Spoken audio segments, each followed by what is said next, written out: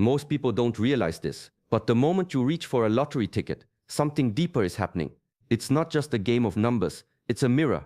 There's a reason why some people always feel unlucky no matter how many chances they take, and why others, even in silence, seem to attract fortune without effort. This isn't about superstition, it's about energy, awareness, and the state of your inner world.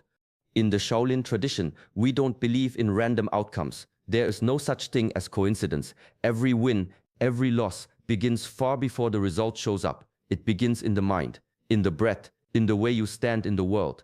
In this video, I will share 4 simple words, only 4, but they carry the weight of centuries of spiritual training. Words that, if spoken with true presence, shift something invisible but very real. You will also learn why most people push blessings away without realizing it, how ancient monks viewed fortune and fate, and why a calm-centered person can receive more from life than someone running wildly after success. I will show you a practice so subtle that most overlook it. Yet this practice done in just a few seconds can turn even a small act, like buying a lottery ticket, into a moment of spiritual power. If you've ever wondered why things don't always respond to effort, or why some prayers go unanswered, stay with me. Because the truth is, life is always responding, just not to your words, but to your state. Welcome to the Shaolin Soulfire.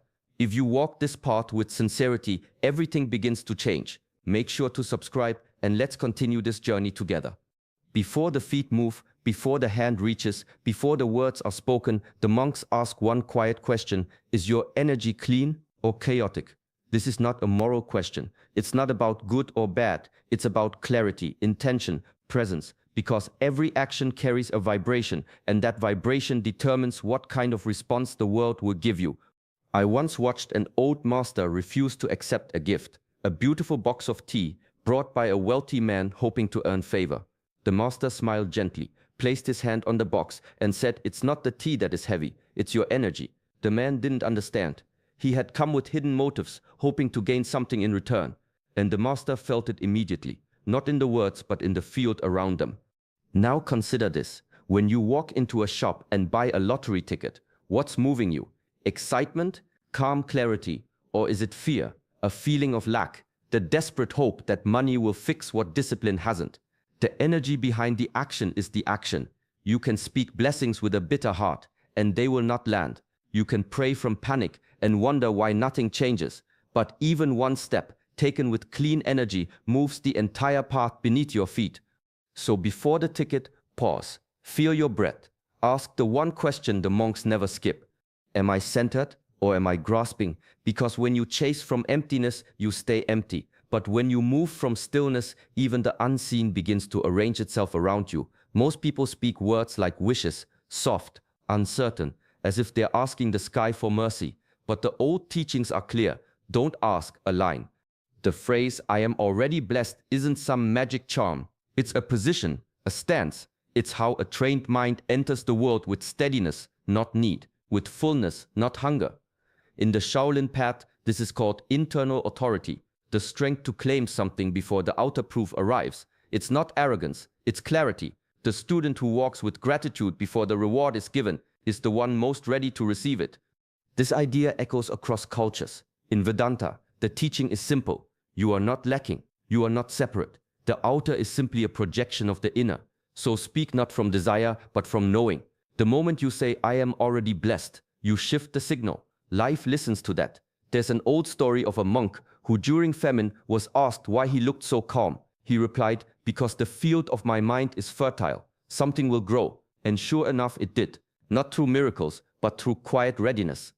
To say "I am already blessed" is to plant a flag in the invisible. It's to speak from the mountain, not the valley. And that changes everything. You stop chasing, you start attracting, not because the world owes you, but because you've become the kind of person who can hold what's coming. In the end, the words mean nothing if the posture isn't real. But when you mean them, when you say them with discipline, presence, and a trained heart, they stop being words. They become the beginning of movement. A mind that feels empty will always reach. It will grasp, cling, chase, because it believes something out there will make it whole. But the masters teach, emptiness attracts more emptiness. It doesn't matter if you're chasing money, love, or success. If you're coming from lack, you will multiply lack.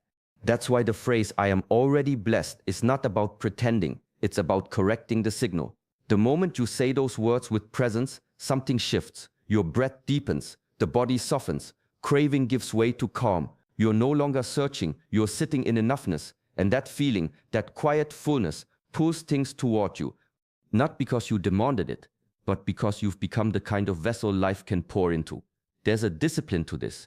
It takes training to speak from fullness when your bank account is low or when your plans are failing. But that's the test.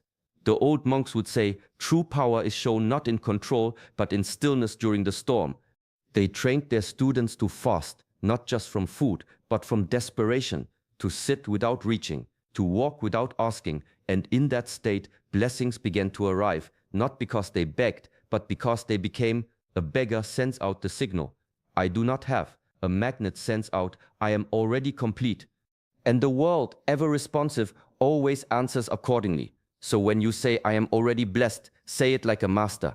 Say it like the truth you forgot. But now remember, let the words not rise from your lips, but from your center. Then walk without hunger, move without chasing, and watch what finds its way to you. The more tightly you grip, the more life slips through your fingers. This is one of the oldest lessons. You can see it in nature, in relationships, in your own mind. Chase a bird and it flies. Sit still and it may land beside you. Eastern masters understood this deeply. They watched how craving creates tension, how desire, when laced with fear, builds resistance, not just in the mind, but in the field around you. What you pursue with desperation begins to avoid you like water pulled back from a grasping hand. That's why the discipline of non-chasing is so powerful. It's not passivity, it's precision.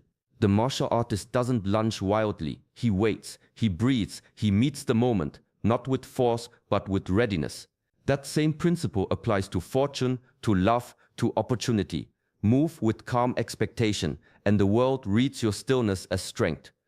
There's an old Zen story of a student who asked, Master, how can I become enlightened? The master replied, stop chasing, it will come when your mind is quiet enough to receive it.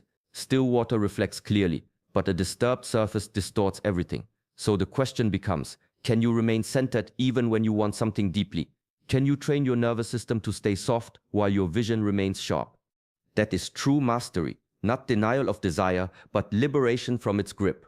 Want what you want, but don't beg. Stand like a mountain, walk like you already carry the blessing in your chest.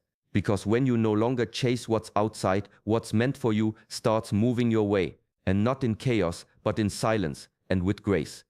In Shaolin, money isn't seen as evil, nor is it worshipped. It's simply chi, life force in a material form, a neutral energy shaped by the hands that hold it. And like all energy, it follows balance, harmony, integrity.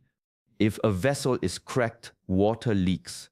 If a person is scattered, unstable, full of hidden fear or greed, money becomes a curse, not a gift. It sharpens the imbalance. What was hidden becomes visible. What was small grows loud. This is why the monks don't ask, how can I get more? They ask, am I ready to hold more? There's a story of a student who prayed daily for wealth. One morning, the master finally gave him a coin, just one. The student looked disappointed. Why only this, he asked. Before anything sacred begins in the temple, there is no sound, no movement, only breath. The monks don't rush into prayer. They arrive, they settle, they sit in stillness until their inner world stops shaking. Because in the ancient ways, stillness is not emptiness, it's readiness. It means your mind is no longer scattered, your energy is gathered, and your presence is enough.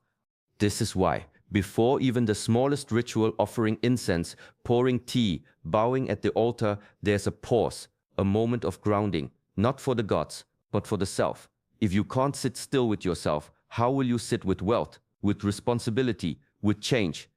Movement isn't always power. Often it's just escape. Stillness, on the other hand, is a kind of declaration. It says, I trust life. I trust myself. I don't need to force or grasp. That's why the masters don't shout their prayers. They breathe them. There's a saying in Chan Buddhism, when the water is clear, you can see the moon. But if the surface is agitated, the reflection breaks. It's not the moon's fault. It's the motion that distorts the view. So when you feel the urge to rush, to chase, to fix, stop, sit, breathe, let silence do the clearing. Because true power doesn't arrive through effort. It comes through alignment, through deep, undisturbed presence, and the one who can be still, even in uncertainty, becomes like the mountain, unmoved, steady, and open to everything the sky is ready to give. Saying I am already blessed isn't just a declaration, it's a surrender, a soft but powerful letting go.